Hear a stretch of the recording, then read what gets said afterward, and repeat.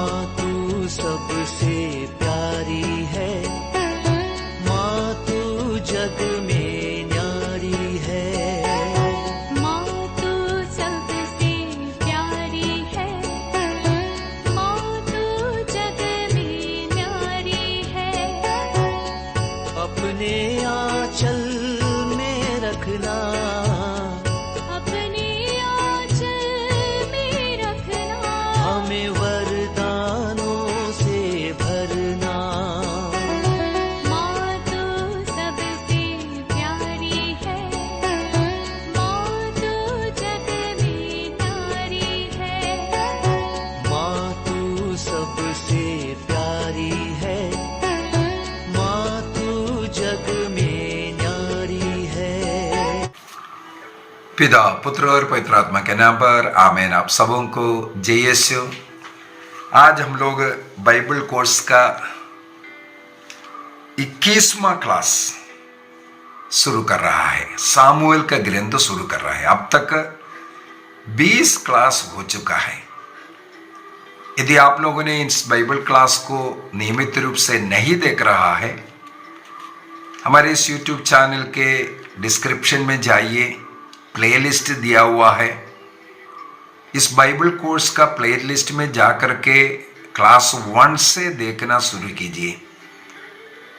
Class 1 से आदि से यदि हम पढ़ करके जाएंगे, इसमें काफ़ी फायदा मिलेगा आपको। और शुरू में ही मैंने आग्रह किया था, आप स्वयं पढ़ना, नोट भी बनाना, साथ ही साथ बाइबल को पढ़ करके भी जाना है। यदि आपको इनमें से कुछ डाउट भी लगता है तो आप पूछ भी सकता है। मेरे व्हाट्सएप में आप अपना जो डाउट है वो लिख करके डालना है, ताकि मैं आगे चल करके आपको इसका उत्तर भी दे सकूं। और साथ ही साथ इसको सीखने के लिए कोशिश कीजिए। बाइबल की अज्ञानता ईश्वर की अज्ञानता है। यदि आपको बाइबल का ज्ञान है, बाइबल को, तब आप प्यार करना शुरू करेंगे और बाइबल को जीना शुरू करेंगे। केवल बाइबल को पढ़ना, बाइबल को सुनना सुनाना ये काफ़ी नहीं है। बाइबल को हमें जीना है। बाइबल को जीना है तो बाइबल को जानना जरूरी है। तो मेरा अनुरोध है, आप स्वयं अच्छी तरह इससे सीखना है और अन्य लोगों को भी इस क्लास को फॉरवर्ड कीजिए। यदि आपको अच्छा लग रहा है, प्रोत्साहित कीजिए दूसरों को क्लास सुनने के लिए और सीखने के लिए। बाइबल को सीखने का ऐसा मौका हमेशा नहीं मिलता है। इस प्रकार कोर्स चलते वक्त हम साथ ही साथ पढ़ पढ़ कर करके सीख सकता है।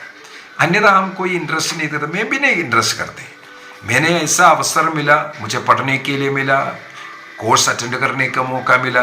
मैंने जैसे आपसे कहा है, 3 बार मुझे ऐसा बाइबल का कोर्स करने का जो मौका मिला, तो उसको उपयोग आज भी उपयोग करते जा रहा हूँ, आज भी सीखते जा रहा हूँ। जो सीख रहा हूँ अन्य लोगों को भी सिखाने का प्रयत्न। और इस बाइबल का कोर्स, जैसे मैंने स्टार्टिंग में ही बताया, इसके लिए हमें बहुत कुछ मेहनत करना पड़ता है। बहुत पढ़ना है, यहाँ वहाँ काफ़ी रेफरेंस लेना है और इसके बाद उसको नोट बनाना है। इसके बाद बैठ करके आपके लिए क्लास लेता हूँ। जितना प्रयत्न हम कर रहे हैं, आप भी थोड़ा सा मेहनत कीजिए, बाइबल को सीखने का प्रयत्न कीजिए।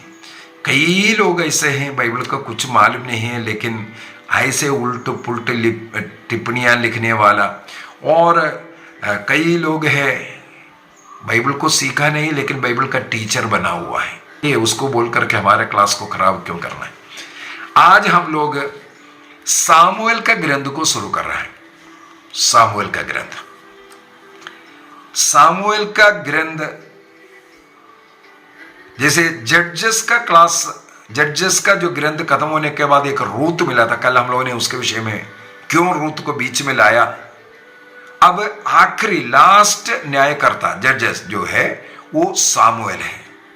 सामुएल का ग्रंथ अध्याय 7 तक, इसके बाद 8 से हम लोगों को मालूम है राजा जो साउल जो है राजा बनता हुआ और उनका शासन और वो कैसे तिरस्कृत होता है, इसके विषय में न्यायकर्ताओं के समय पर मैंने ये भी बोल करके दिया था, जो बेंजामिन गोत्र के साथ में एक लड़ाई शुरू हुआ था, उस लड़ाई का कारण भी मैंने बोला।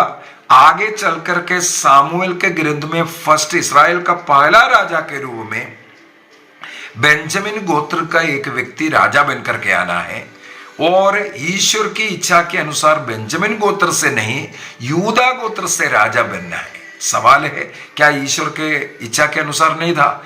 यह भी ईश्वर बता करके दे रहा है, बेंजामिन गोत्र या अन्य कोई गोत्र राजा बनकर के सही शासन नहीं कर सकता। ये दिखाने के लिए सबसे पहले एक बेंजामिन गोत्र का ही एक व्यक्ति को बाहरी रूप रंग में देखने में लिए सबसे उचित लंबा चौड़ा एक योद्धा मिल रहा है, लेकिन वो ईश्वर के वचन के अनुसार, नियम के अनुसार, विधिवरण ग्रंथ के अंदर जिस प्रकार के राजा कैसे होना चाहिए, कैसे शासन करना चाहिए, वो नियम दिया हुआ है, उसका विपरीत करने वाला व्यक्ति के रूप में हम लोगों को मिलते हैं। तो सामुएल का ग्रंथ शुरू हो रहा है सामुएल के जन्म के साथ में, और ये जो अंग्रेजी में जो सामुएल बोल रहा है, एक्चुअली हिब्रू भाषा में मुझे पढ़ने के लिए मिला है, ये सामुएल नाम है, सामुएल नाम है। सामुएल अंग्रेजी या अन्य कई भाषाओं में उसको सामुएल, जैसे हिंदी में भी हम लोग सामुएल लेते हैं, लेकिन सचमुच में ये जो नाम है, हिब्रू भाषा में जो नाम लिखा हुआ है वो है शमूएल नाम लिखा हुआ है। ये जो शब्द को मलयालम भाषा में भी यही शब्द को इस्तेमाल किया है, हिब्रू भाषा का वही शब्द को यहाँ पर भी मलयालम भाषा में भी इस्तेमाल करता हुआ मिलेगा। इसके बाद सामुएल के इस ग्रंथ का पुराने विधान का अगर हम देखें, पुराने विधान माने जो आदिम हिब्रू बाइबल, सामुएल का पहला ग्रंथ, सामुएल का दूसरा ग्रंथ, राजाओं का ग्रंथ पहला और दूसरा, ये सब मिलकर के एक कहानी जैसे लिखा हुआ था। मैंने कहा था जब ये हिब्रू बाइबल को यूनानी भाषा में, ग्रीक भाषा में जब ट्रांसलेशन किया, तब ये जो किताबों का विभाजन हुआ और किताबों को नाम दिया गया, यह सब कार्य कब हुआ? यूनानी भाषा में इसका ट्रांसलेशन किया। लेकिन ओरिजिनल जो यूनानी ट्रांसलेशन के जगह उस किताब के अंदर, इसका मतलब स्टार्टिंग में 4 राजाओं का ग्रंथ होता था, 4 राजाओं का ग्रंथ। ये जो सामुएल का पहला ग्रंथ को राजाओं का पहला ग्रंथ बोलता था, सामुएल का दूसरा ग्रंथ को राजाओं का दूसरा ग्रंथ बोलता था, राजाओं का पहला ग्रंथ जो आजकल बोल रहा है वो राजाओं का तीसरा ग्रंथ बोलता था, और सेकंड किंग राजाओं का दूसरा ग्रंथ को चौथा राजाओं का ग्रंथ बोला जाता था। इसका मतलब है चारों को राजाओं के ग्रंथ से जाना जाता था, क्योंकि यहां पर अध्याय 8 से राजाओं के ही विषय में लिखा हुआ किताब है, इसलिए इसको राजाओं का ही किताब के नाम से जाना जाता था। तो यूनानी जो सप्तजिंद बाइबल के अंदर इस प्रकार 4 राजाओं का ग्रंथ हुआ करता था। अभी ये सामुएल अध्याय 7 तक, जैसे मैंने बोला, न्यायकर्ता के रूप में कार्य करता हुआ हमें मिलेगा। इसके बाद जनता एक राजा का मांग किया तो साउल को फिर राजा बनाता है। इसके बाद राजाओं का इतिहास वहां से अध्याय 8वां अध्याय से हम लोगों को पढ़ने के लिए मिलता है। जैसे न्यायकर्ताओं का ग्रंथ में एक एक न्यायकर्ताओं को किसी न किसी कुल से चुन करके ईश्वर ने नियुक्त किया, उसके पीछे का कुछ कारण में बोल करके दिया था। एक ऐसे अवस्था हो जाता है, इस्राएली लोग मूर्ति पूजा में लग जाना।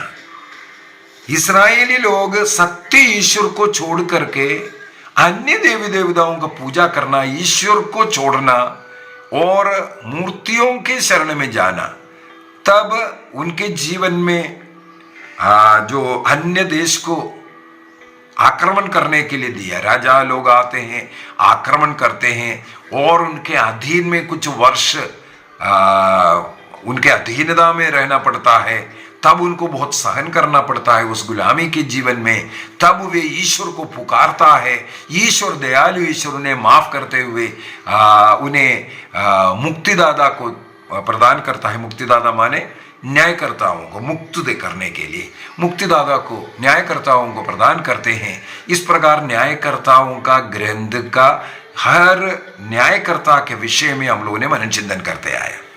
अभी सामुएल के ग्रंथ में भी हालत वही है। सामुएल का ग्रंथ का शुरुआत यदि हम लोग अध्याय 1 को पढ़कर देखें, वहां पर सामुएल के ग्रंथ में हालात सेम है। उस समय पर एली पुरोहित उनका शासक के रूप में, चाहे पुरोहित हो या राजा हो, वो सब एक ही व्यक्ति करता था, एली था। एली के अवस्था के विषय में हम लोगों को वहां पर पढ़ने के लिए मिलता है। सबसे पहले सामुएल का जन्म कैसे हुआ अध्याय 1 के अंदर वर्णन करते हैं। इसके बाद अध्याय 2 में उस सामुएल बालक सामुएल का जन्म के बाद उसको मंदिर में अर्पित करना, जैसे सामुएल की माँ अन्ना ने वादा किया था प्रभु के मंदिर जाकर के प्रभु के सामने एक दृढ़ निश्चय किया था और वादा किया था, उसके अनुसार उसे समर्पित करते हैं। और अध्याय 3 के अंदर सामुएल को ईश्वर चुनता हुआ, बुलाता हुआ, सामुएल का बुलावा। और अध्याय 4 के अंदर इसका क्या कारण है, और 4 में ही नहीं अध्याय 2 से हम लोगों को पढ़ने के लिए मिलता है। तो वहां 4 में आकर के उसका परिणाम हम लोगों को फिलिस्ती लोग आकर के इसराइल के ऊपर आक्रमण करता हुआ हम लोगों को मिलते हैं। जिस फिलिस्ती के साथ न्यायकर्ता सामसन ने विजय प्राप्त किया था, उस फिलिस्ती फिर से शक्ति प्राप्त कर इसराइल के ऊपर आकर के युद्ध करना, उनको तंग करना, इसके पीछे का कारण हम लोगों को अध्याय 2 के अंदर ही पता चलता है। तो वहाँ अध्याय 2 में जाने के पहले थोड़ा सा सामुएल के जन्म के विषय में मनन चिंतन करना भी अच्छा है। अध्याय 1 के अंदर हम लोग देखते हैं, एफ्राइम पहाड़ी के क्षेत्र रामतई में एक एल्काना नामक सूफ वंशी मनुष्य रहता था। इस एल्काना को 2 पत्नियां थी, एक है अन्ना, दूसरा पेनिन्ना। पेनिन्ना को ईश्वर ने संतान दिया, अन्ना को संतान नहीं था, और इसलिए पेनिन्ना अन्ना को बहुत छेड़ती थी। अन्ना दुखी होकर के बहुत रोती थी, विलाप करती थी। और हर वर्ष वे लोग यरूशलेम मंदिर जाया करता था प्रार्थना करने के लिए। एक बार ऐसा ये भी लिखा हुआ है, जब बलि वगैरह अर्पित करते हैं तो एक अंश जितना पेनिन्ना को देते हैं उसे दुगनी 2 भाग जो है, हिस्सा जो है अन्ना का देता हुआ वो, अर्थात ये जो एल्काना ज्यादा प्यार किसको दिखा रहा है, अन्ना को दिखाता हुआ भी हम लोग मिलते हैं। ये एक घटना आपको याद आ रहा होगा, जब याकूब का भी 2 पत्नियां थे, छोटी बड़ी बेटियां बहनें, तो राहेल को ज्यादा प्यार किया, उसकी बड़ी बहन को वो उतना सुंदर नहीं था इसलिए कम प्यार किया था। वहां पर हम लोग देखते हैं जिसे याकूब ज्यादा प्यार किया उन्हें ईश्वर ने बांझ बना कर रखा, और जिन्हें नफरत कर रहा था उससे संतानों को देना शुरू किया। यहां पर भी हम लोग यही देखते हैं, एल्काना सबसे ज्यादा प्यार अन्ना को कर रहे हैं, और ईश्वर ने अन्ना को बांझ बना कर रखा और पेनिन्ना को संतानों को प्रदान किया। और वाक्य 8 में आकर के हम लोग देखते हैं, एक बार अन्ना भोजन वगैरह नहीं कर रहा था, बहुत दुखी होकर के रो रहे थे।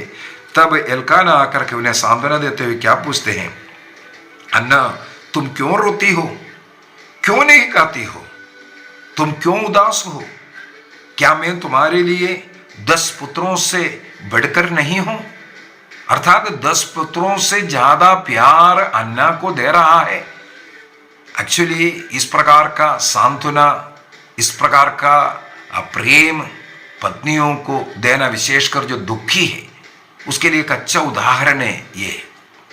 इसके बाद वाक्य 10 में हम लोग देखते हैं, अन्या रोती हुई मंदिर में जाकर के प्रार्थना करना शुरू कर रहे हैं।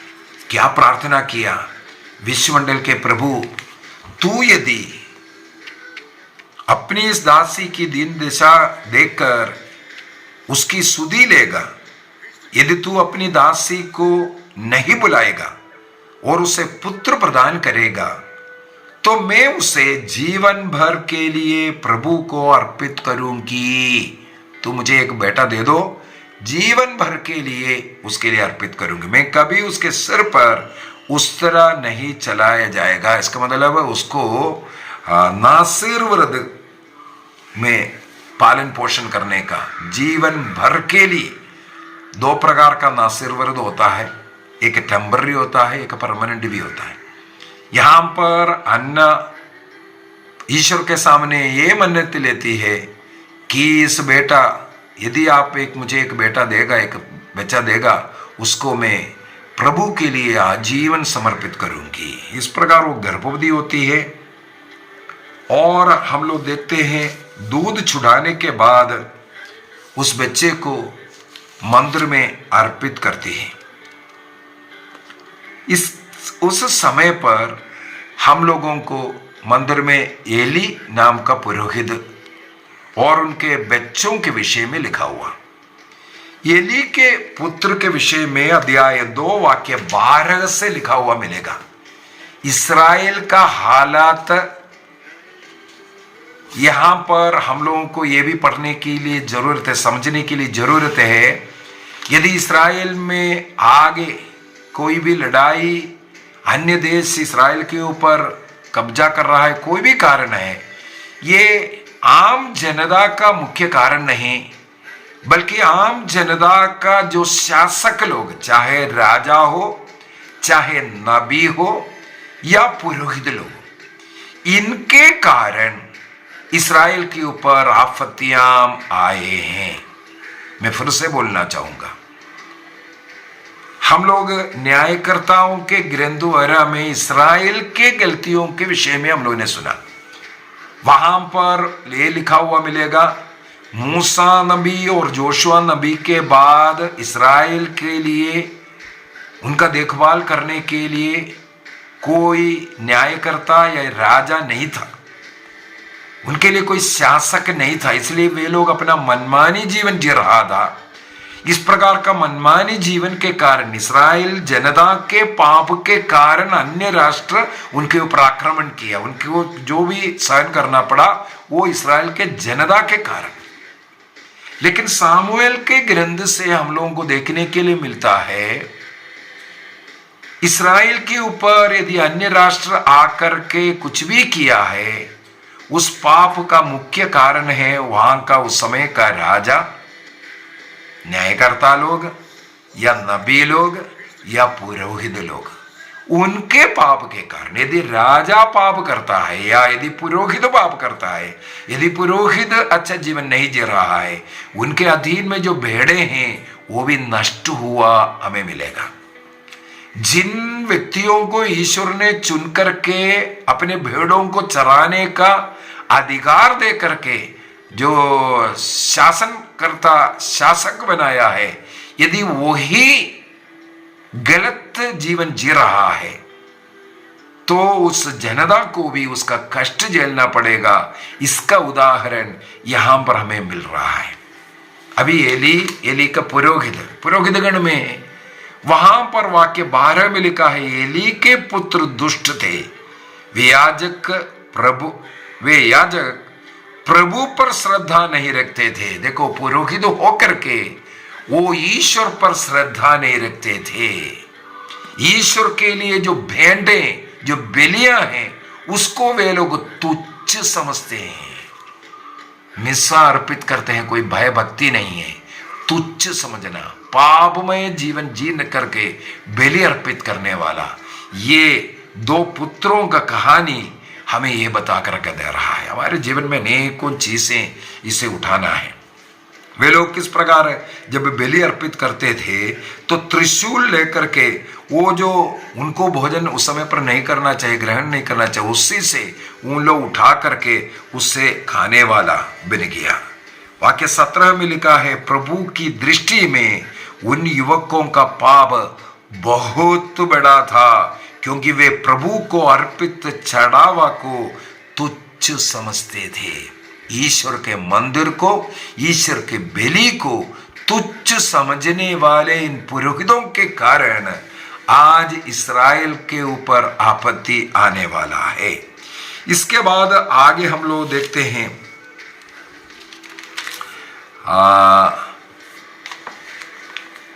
वाक्य 29 में, वाक्य 29 में एली, उनके पिता एली के विषय में क्या कहते हैं? मैंने जो बलिदान और चढ़ावा अपने मंदिर में अर्पित करने का आदेश दिया है, तुम उसका तिरस्कार क्यों करते हो और अपने पुत्रों को मुझसे अधिक क्यों समझते हो, जिससे तुम मेरी प्रजा इस्राएल द्वारा अर्पित प्रत्येक भेंट का सर्वोत्तम भाग खाकर मोटे होते जाते हो।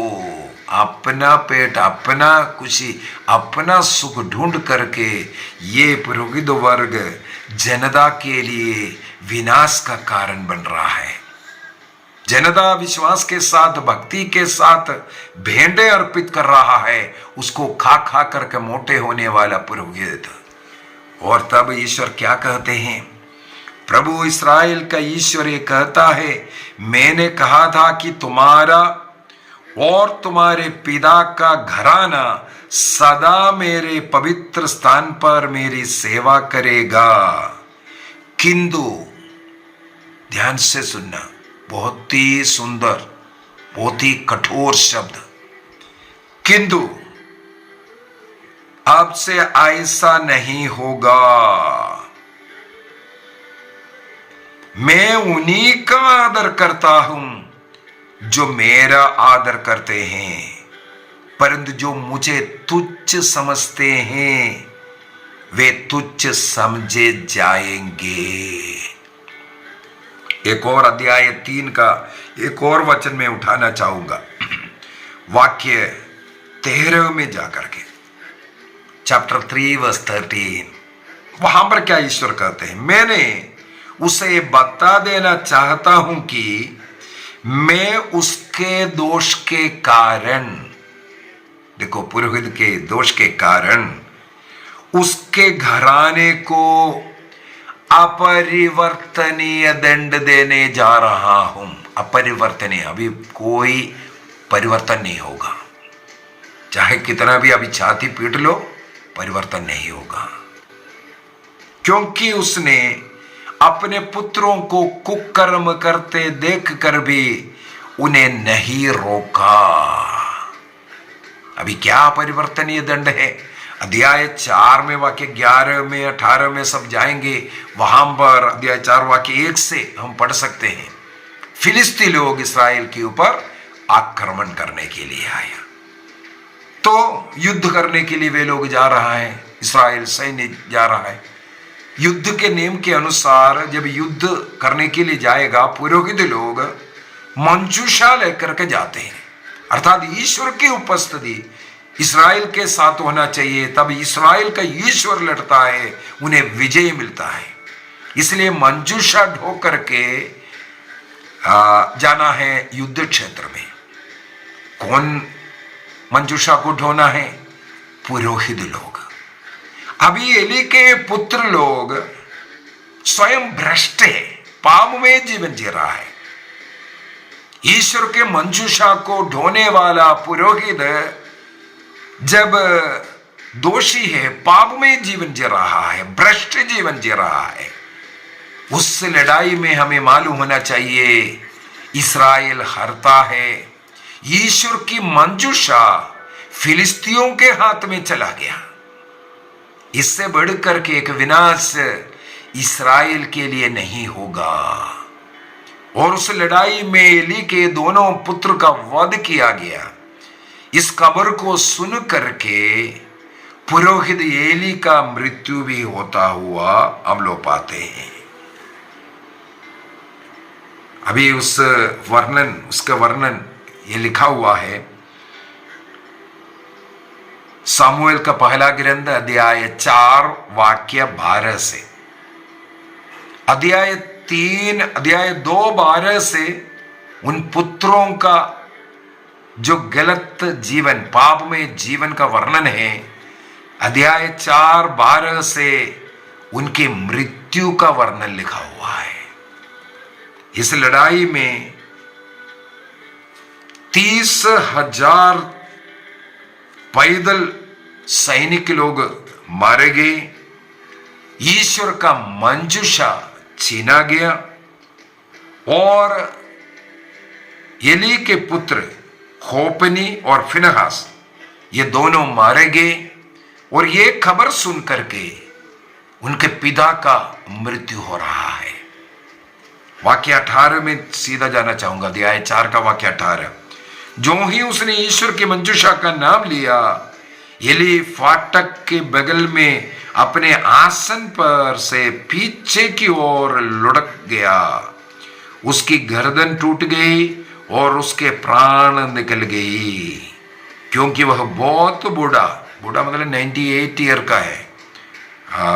वो बूढ़ा हो चला और उसका शरीर बहुत मोटा था। उसने इस्राएल में 40 वर्ष तक न्यायकर्ता का कार्य किया था। देखो, न्यायकर्ता अर्थात शासक का और पुरोहिताई का कार्य करने वाले एली का मृत्यु के विषय में यहां पर भी खत्म नहीं हुआ। उसका दूसरा बेटा जो फिनहास का पत्नी उस समय पर गर्भवती थी, उस गर्भवती पत्नी को यह पता चला उनका पति का मृत्यु हो गया। उनका गर्भ पीड़ा ज्यादा हुआ और वहां पर वो एक पुत्र को जन्म देते हैं। पुत्र का नाम वो मरते मरते ये डाली इक्काबोद नाम। उस पुत्र को इक्काबोद नाम डाला। क्या है इक्काबोद? शब्द का अर्थ है इस्राएल की महिमा इस्राएल से उड़ गई। ईश्वर की वो जो महिमा अर्थात जो मंजूषा, ईश्वर की महिमा मंजूषा इस्राएल से उड़ गई। अभी महिमा नष्ट हुआ, ये बोल करके इक्काबोद नाम डाला। इस्राएल से ईश्वर की महिमा उड़ गई, क्योंकि ईश्वर की मंजूषा का अपहरण हो गया, ये बोल करके उनका मृत्यु भी होता हुआ। इसका मतलब ये पाप के कारण अनेकों बुराइयां इस अध्यायों में, इन 4 अध्यायों में हम लोगों को पढ़ने के लिए मिला है। मनुष्य का पाप किस प्रकार बढ़ करके जनता में विनाश लाता है। विशेषकर यदि वो अधिकारी लोग, चुने हुए लोग, पुरोहित लोग या राजा लोग, उनके द्वारा अगर ये पाप अपराध हो रहा है, वो कितना तीव्र है। पाप के कारण हम लोगों को मालूम है फिनहास और होपनी का वो जो पाप, 2 प्रकार का पाप वहां पर लिखा हुआ मिलेगा। अध्याय 2 का वाक्य 12 से 17 तक, सबसे पहले 12 से 17 तक पहला पाप ईश्वर के चढ़ावा को, ईश्वर के लिए अर्पित करने वाला बलि को वो तुच्छ समझना, ये सबसे बड़ा एक पाप। ईश्वर को महत्व देना नहीं, महिमा नहीं देना, ईश्वर का आदर सम्मान नहीं करना, पहली आज्ञा का उल्लंघन, ये हम बोल सकते हैं। ये एक पाप के विषय में। दूसरा एक और पाप उसी प्रकार पुराने विधान के अंदर जो बड़े बड़े 2 पाप, एक सत्य ईश्वर को त्याग करके अन्य देवी देवताओं का पूजा करना, सत्य ईश्वर का अनादर करना, ये एक बहुत बड़ा पाप, पहला पाप के रूप में। और सत्य ईश्वर को छोड़कर के दूसरे ईश्वर के पास जाने को भी इस पुराने विधान में अनेकों जगहों पर व्यभिचार शब्द को इस्तेमाल किया हुआ है।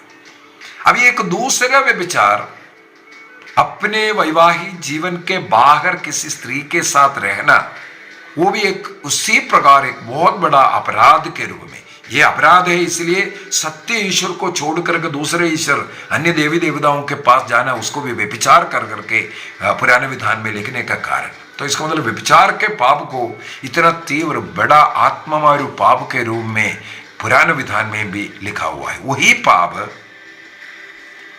सामुएल का पहला ग्रंथ अध्याय 2 वाक्य 22 से हम लोगों को पढ़ने के लिए मिलता है। दर्शन कक्ष की सेवा करने वाले जो महिलाएं हैं, उनके साथ इन पुत्र लोग व्यभिचार करता था।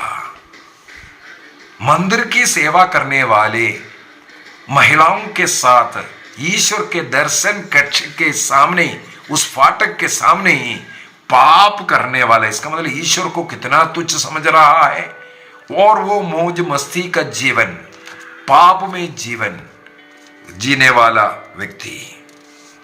इसके बाद तीसरा एक और कारण हम लोगों को मिला है एली के विषय में। एली अपने बच्चे इस प्रकार गलती करता हुआ देख रहा है, उस किस प्रकार उनके साथ बर्ताव करना चाहिए। पाप गलती करने वाले बच्चों को जहां मारना है मारना चाहिए, जहां लाड प्यार की जगह है वहां लाड प्यार भी देना है बच्चों, लेकिन गलती पर उनके दंड देना बहुत जरूरी है। लेकिन ईश्वर वाक्य 29 के अंदर कहते हैं, ईश्वर से बढ़कर के बच्चों को लाड प्यार देने के कारण तुम अपने बच्चों को इतना दुष्ट बनाया। तुम्हारे बच्चे इतना दुष्ट पापी बनने के पीछे के कारण पापा का है, इसलिए अपरिवर्तनीय दंड दूंगा। घर में पारिवारिक प्रार्थना करवाना, बच्चों को चर्च में लेकर के जाना, बच्चों का आध्यात्मिक धार्मिक जीवन पर नजर रखना माता पिताओं का कर्तव्य है। यदि वे नहीं करता है तो उस परिवार को अपरिवर्तनीय दंड देने के विषय में, इस प्रकार 3 बड़े बड़े पाप के विषय में हम लोगों को यहां पर पढ़ने के लिए मिलता है। यदि हम लोग इन चारों ग्रंथों को, first second Samuel, first second राजा, ये पढ़ करके जाए, इसका अंत मैंने इसलिए बोला पहला राजा, सेकंड राजा, तीसरा, फोर्थ, ऐसा राजाओं का ग्रंथ खत्म होते होते निर्वासन में जाता हुआ, बाबुल के निर्वासन में जाता हुआ ही हम लोग देखते हैं। पाप के कारण, राजाओं के पाप के कारण, पुरोहितों के पाप के कारण लोगों को कष्ट झेलना पड़ रहा है। अन्य देश युद्ध कर रहा है। यदि जनता अन्य देवी देवताओं का पूजा कर रहा है, उनका शासक उसके लिए जिम्मेदार है। शासक जब अन्य देवी देवताओं का पूजा कर रहा है, अनेकों अन्य जाति से विवाह कर रहा है, अनेकों पत्नियों को रख रहा है, ऐसा कार्य करेगा तो उनके शासन काल में उनके जनता भी इसी प्रकार का जीवन जिएगा। पप्पा मम्मी जैसे बच्चे बनेगा, दरुआ का बच्चे दरुआ बनेगा। प्रार्थना ना करने वाला परिवार में बच्चे प्रार्थना नहीं करते, चर्च नहीं जाने वाला घरों के बच्चे ऐसे रहेगा। इसका जिम्मेदारी बाइबल के यहाँ पर सामुएल के ग्रंथ में हम लोग देखते हैं माता पिताओं को देता हुआ। कैसे 722 में असीरिया देश के नॉर्थर्न पार्ट, सबसे पहले इस्राएल 2 भागों में विभाजित हो रहा है। इसके बाद 722 तक आते आते पूर्ण रूप से मिट जाता है नॉर्थर्न पार्ट इस्राएल। इसके बाद यूदा देश रह जाता है। यूदा देश निर्वासन में जाते हैं 585 या 87 इस पीरियड के समय पर बाबुल के निर्वासन में जाते हैं। इसके पीछे का कारण, यदि होशिया का ग्रंथ और आमोस का ग्रंथ, होशिया का ग्रंथ और आमोस का ग्रंथ जब हम पढ़ेंगे वहां पर साफ साफ एक बात लिखा हुआ है, ये नबियों की गलती, राजाओं का गलती और पुरोहितों की गलती के कारण इस निर्वासन हो रहा है। इसका मतलब ये जो इस प्रकार का पाप अगर देश करेगा, एक घर में होगा, 4 प्रकार का नष्ट उस देश में होगा करके लिखा हुआ है। 4 प्रकार का नष्ट, यही हम लोग इस अध्याय 4 के अंदर मनन चिंतन किया, देखा। जब एली पुरोहित न्यायकर्ता का कार्य 40 वर्षों तक किया और उनके संतान, वो भी पुरोहित लोग, वे भी पाप का जीवन जी रहा है। अपना सुख संपत्ति, एली 98 ईयर का बहुत मोटा हो गया, खा खा करके इस प्रकार अपने को मोटा बनाया, लेकिन अपने भेड़ों की देखरेख नहीं करवाया। इसी के कारण उन्हें दंड मिलता हुआ। उसमें क्या है, पूरे इस्राएल को 4 प्रकार का नष्ट यहाँ है।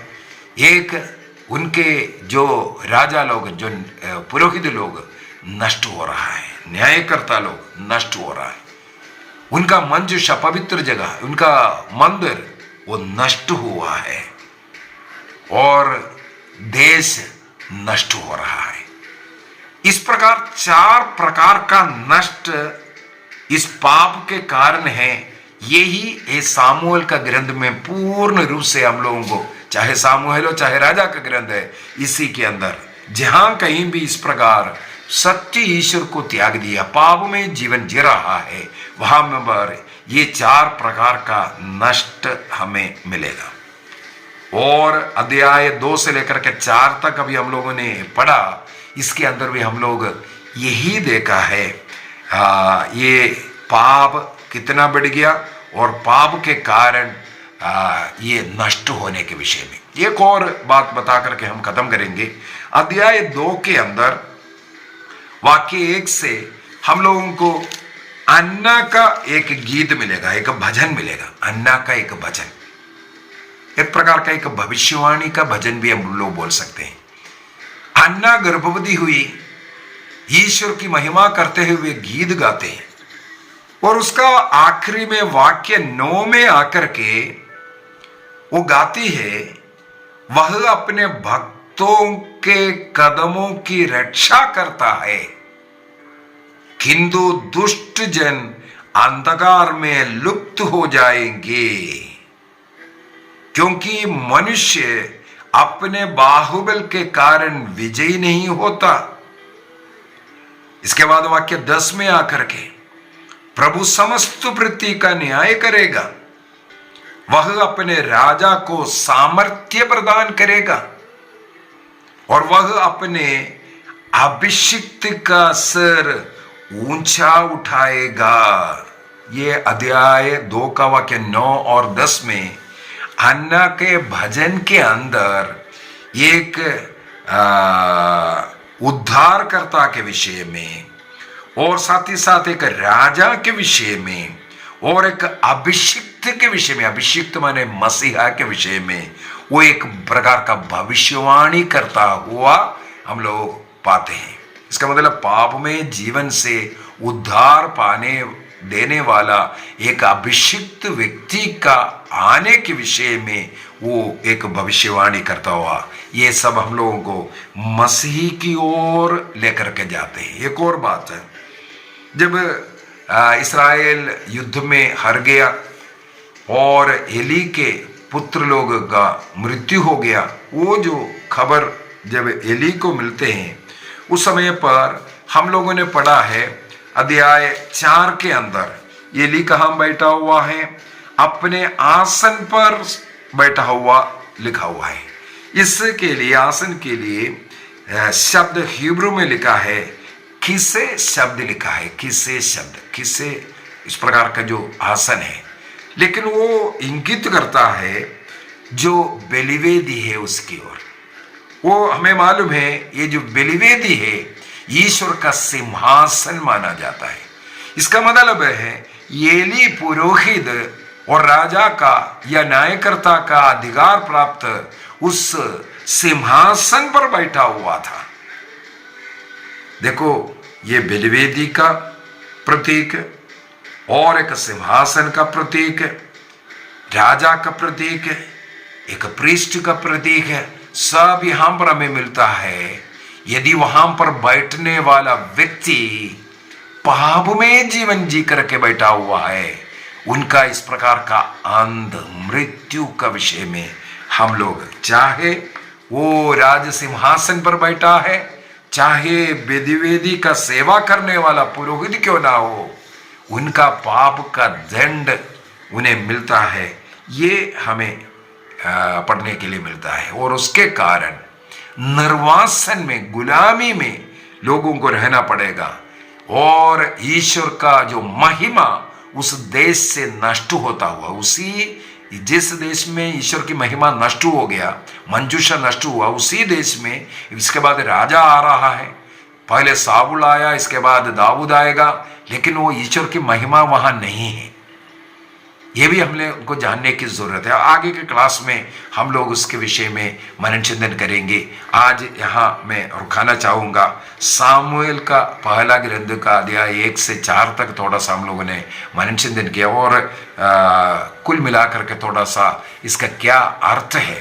पाप के कारण लोगों को निर्वासन में जाना पड़ेगा, गुलामी में जाना पड़ेगा, और ईसा मसीह उस निर्वासन से, उस गुलामी से, पाप के गुलामी से हमें छुड़ाने के लिए आने वाला वो मसीह, उसका एक घोषणा के रूप में अन्ना का जो भजन है वो भी हम लोग देखते हैं।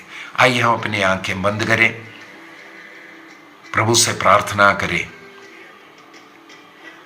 प्रभु के चुने हुए लोग पाप से दूर रहे,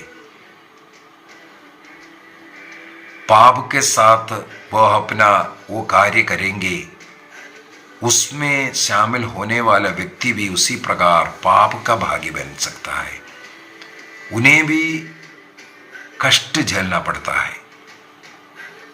इसलिए ईश्वर के चुने हुए लोग पूर्ण रूप से प्रभु से संयुक्त होकर के पवित्र जीवन जीने का, एली उनके दोनों पुत्रों का एक कहानी, और सामुएल को प्रभु ने विशेष रूप से चुनने का, न्यायकर्ता के रूप में, इसके बाद नबी के रूप में आगे हम लोग देखेंगे। अन्ना पेनिन्ना की कहानी, अन्ना की प्रार्थना और अपने पुत्र को प्रभु के लिए अर्पित करने का विषय में, और उस पुत्र सामुएल को ईश्वर द्वारा बुलावा। प्रभु को धन्यवाद दीजिए। आगे भी इस क्लास को हम पढ़ते रहेंगे, समझते रहेंगे, अपने जीवन में उसके अनुसार परिवर्तन लाते रहेंगे। प्रभु हम सबों को आशीष प्रदान करे। पिता, पुत्र और पवित्र आत्मा के नाम पर आमीन। आप सबों को जय यीशु।